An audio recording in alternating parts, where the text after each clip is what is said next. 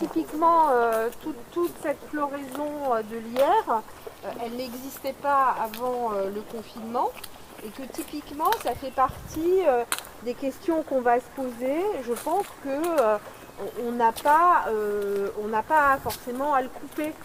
L'idée c'est effectivement d'observer l'impact, de se dire qu'on a toujours eu une gestion différenciée, mais que là on voit bien qu'on peut aller plus loin et que certaines zones peuvent être peut-être traitées de manière différente, avec des fauches moins importantes, avec des zones où on laisse les rejets se développer, par exemple comme on l'a vu dans le sous-bois de Bercy, pour permettre aux vers de terre d'aérer la terre. On voit des fraises des bois qui ont poussé sur des talus.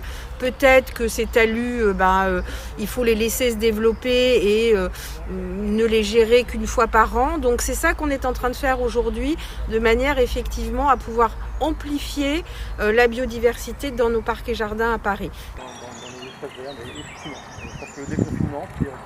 Cette poule d'eau a vraiment dû nicher à cet endroit-là parce qu'il n'y avait personne, il n'y avait pas de dérangement.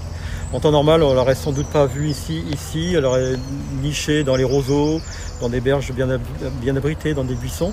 Donc là, d'être vraiment là, en plus sur une plaque d'évacuation de l'eau, ça c'est vraiment une observation qu'on a pu faire dans les parcs et jardins pendant cette période de confinement, de fermeture des espaces verts.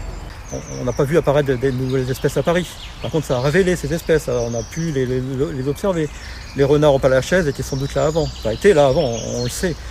Par contre, qu'on les a vus un peu plus facilement, qu'ils sont sortis en plein jour, ça c'est clair. On ne sait pas trop ce qu'à long terme ça va faire, mais en tout cas, là, instantanément, on est assez content parce qu'on a pu faire des observations, révéler des animaux, donc peut-être on n'avait pas tout à fait l'existence dans tel et tel parc et jardin. Les plantes aussi.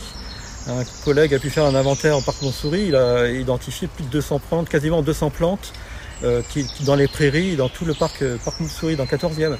Et ces plantes étaient présentes, mais ça a permis qu'elles puissent monter en fleurs, de bien les identifier, de pouvoir les identifier. Un botaniste doit identifier les fleurs avec les plantes avec leurs fleurs.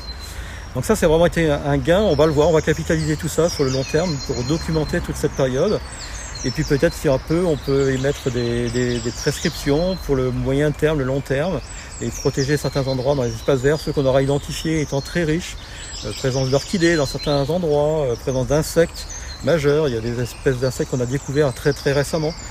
Donc ça va être ça vraiment l'avantage qu'on va pouvoir en tirer.